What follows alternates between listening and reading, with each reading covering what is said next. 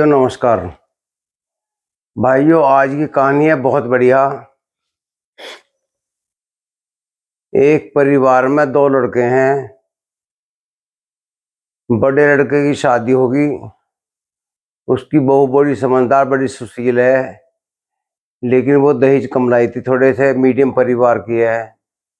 भाइयों, छोटा लड़का जो है उसकी शादी की तैयारी चल रही है। माँ बाप सोचते हैं कि इसकी अच्छे रईस घर में शादी की जाए। तो भाइयों, उसके तकड़े घर में शादी की जाती है। बहू आती है, एसी वगैरह सब लेकर आती है दहेज में वो। तो भाइयों, वो घर का हिल्ला नहीं करती, वो तो एसी में लौटी रहती है सारे दिन। तो भाइयों, वो क्या करती है, सास को भी एसी में लगा लेती है। सास की इज्जत करती है काफी, सास को भी अपने साथ रखती है, माजी माजी करके उसे अपने पास लिटा लेती है। तो भाइयों, बड़ी जो है वो बेचारी सारे दिन काम करती है घर का पूरा। दोनों भाई नौकरी करते हैं, सुबह निकल जाए शाम को आते हैं। और जो है छोटे वाली जो है वो चटोरी भी है और घुमक्कड़ भी है। भाइयों, वो सास को लेकर निकल जा पार्लर में। बुढ़िया सारी उम्र जो थी नहीं रही डब्बा गुडोई में। बुढ़े ने कभी पार्लर नहीं जान दिया। तो भाई वो छोटी बहू ने वो हिला दी, मतलब पार्लर में। उसके भी एक दो बार मुंह पे कुहासा फिरवा दिया तो बुढ़िया राजी होगी। तो वो छोटी बहू की गीत गाने लगी। और सारे दिन जो थी सासू एसी में लौटे, गर्मी में मजा ले गए एसी का। तो उनने भी हिला करना छोड़ दिया। तो भाई ये बड़ी बहू दुखी होगी, कब तक उनकी रोटी छेदती वो। उनने परेशान होकर अपने पति से शिकायत करी कि भाई ये तो न्यारा होना पड़ेगा, ये तो मुझे सारा काम करना पड़ेगा, इन्हें कपड़े भी धोने। दोनों के सासू बहू दोनों एक हुंडी मांगी और इनकी मगजी मारना और काम कोई ही नहीं करती। तो भाइयों, उन्हें जो था मतलब छोटी बहू ने बिल्कुल भी काम करना छोड़ दिया। तो दोनों भाइयों में जो थी विवाह होने लगा, उनमें न्यारे की बात आ गई। तो भाइयों, घर के बीच में दीवार लग गई। सास जो थी वो तो अपनी लाडली बहू के हिस्से में चली गई, और जो बुजुर्ग था ससुर, वो बड़ी बहू के हिस्से में रह गया। भला आदमी था, वो बड़ी को पसंद करता था। अब बुढ़िया की जो छोटी बहू पसंद थी। तो भाइयों, धीरे धीरे समय गुजरा। बड़ी का एक लड़का था, छोटी का कोई बालक नहीं था। तो वो लड़का एक दिन उसके कमरे में आ गया एसी वाली के। तो उन्हें वो धमका कर भगा दिया, भाग इनसे, हमारे घर के लेना, अपने घर जा। तो भाई वो जो थी बड़े वाली, वो घर में घर की सफाई रखती थी, उसे धो मांज कर रखती थी सारे घर को, रोज पोछा लगाना।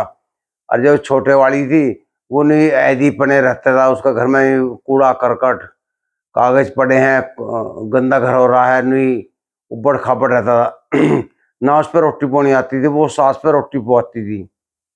माँ जी आप जी मिट्टी मिट्टी बोलकर सारे दिन लौटती रहना, टीवी देखना, उसका यही काम था। तो भाई ये धीरे धीरे होते होते सास भी दुखी होगी, बोर होगी, उसने को तेरे पे काम करवावे। सास एक दिन बड़ी बहू के पास गई मिलने।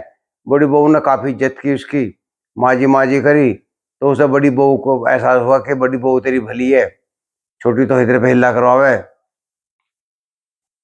तो भाइयों, उनने अपने बेटे से कहा कि भाई ये तो घर का नाश करेगी, मैं पहले खेत में हिला कर लूँ थोड़ा बहुत जाकर, अब मैं गर्मी में मेरे पे रह जाता है, इसमें मेरी देह खमड़ा होगी, अब मैं भी ऐसी होगी ठलवासी। तो भाइयों, ये तो थारे घर का नाश करेगी, इस पर ना आता कुछ भी, ना रोटी पोनी आती, ना सब्जी बनानी आती, ना घर का काम आता है, इसका माँ बापू ने क्या सिखाया है सब। तो भाइयों, उनमें जो था वो बड़े भाई ने छोटे भाई को समझाया, छोटे भाई के दिमाग में आ गई, उनने देखा ना, ना तो वो रोटी पोके देवी थी उसे, वो बेचारा ध्यान कैंटीन में खाता था, ना वो घर की सफाई करती, ना कपड़े धोती थी। तो वो दुखी हो गया। उसने एक दिन बड़े भाई से कहा, भैया ये क्या हो रहा है, घर का नाश हो गया हमारे, तो हम नहीं करते, इसे मैं तलाक दूंगा, ये काम नहीं करती। उसके माँ बाप को बुला लिया, उनसे कहा, भैया अपनी लड़की को ले जाओ, हमारा घर का नाश कर देना, बंटवारा करवा दिया, ये काम नहीं करती बिल्कुल भी, कम छोटी, तुमने क्या सिखाया है, तुमने ऐसे क्या दवा दिया, हमारे घर में राड करवा दी। तो भैया ऐसी उनका हो, शहरी आदमी हो, इनका हिला नहीं, हम तो किसान आदमी है, हमारे तो घर में बहुत काम है, ये तो सारे दिन पड़ी रहना, तुमने रोटी पानी सिखाया है, ना झाड़ू पोंछी सिखाया, कम से अपने घर का तो काम करे। अगर हम नौकर लगाएंगे तो हमारी तो इतनी कमाई नहीं है, हम तो सबको नौकर को दे देंगे, कुछ तो ये हाथ में हिलाना चाहिए। तो भाई उसके माँ बापू ने समझाया कि बेटे ऐसा नहीं है, भाई ने कहा बहन ऐसा नहीं है, भाभी ने कहा दीदी ऐसा नहीं करना चाहिए, तुम्हें अपना घर अपने हिसाब से चलाना चाहिए। तो भाई उसे एहसास हो, वो अपनी गलती की माफ़ी मांगती है और अपनी जिठानी से कहती है दीदी मुझे माफ़ कर दो, दीदी मुझे तुम काम सिखा दो। कहा काम सीखो, मैं सिखा दूंगी। उसे खाना बनाना, नमक कितना डालना है, चाय में कितना मीठा डालना है, उसे कुछ पता नहीं था। उसे दोबारा नवे तेरे सारा काम सिखाया गया। उसे बीच की दीवार थी वो पाट दी गई, फिर दोनों भैया एक जगह रह गए।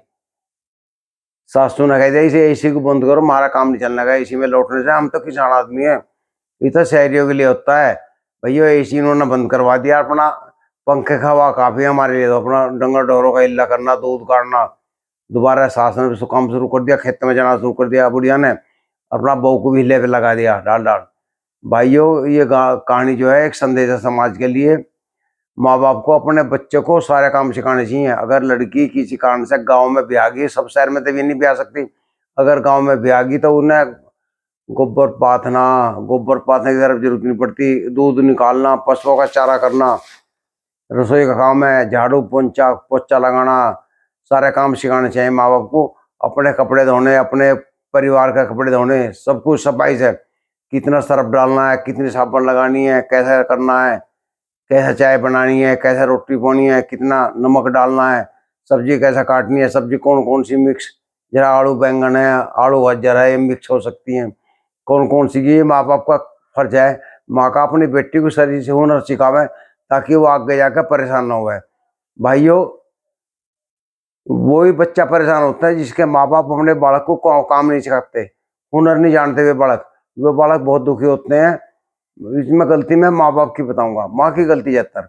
माँ अगर अपने बच्ची को बेटी को सारे चीज सिखा दे तो आगे जाकर वो कभी मार नहीं खाओगी, उसे सब चीज सिखानी चाहिए। जो लाडो में बिगाड़ देना बालक को, तो भाई उनकी गृहस्थी नहीं चलती, उनके घर में विवाद होते हैं, कोर्ट कचहरी के चक्कर होते हैं, मुकदमेबाजी होती है, कोई लाभ नहीं होता, मारपीट होती है। वो लड़की जो है या तो मरेगी या मारेगी, ये जेल में जाओगी, ये सुसाइड करेगी, या अपने बापू को घर बैठेगी, ये काम होता है और कुछ नहीं होता। भाइयों इस कहानी में इतना ही काफ़ी है। नमस्कार भाइयों, वीडियो को शेयर कर देना दूसरे भाइयों को और चैनल को सब्सक्राइब कर लेना, नया चैनल है। नमस्कार।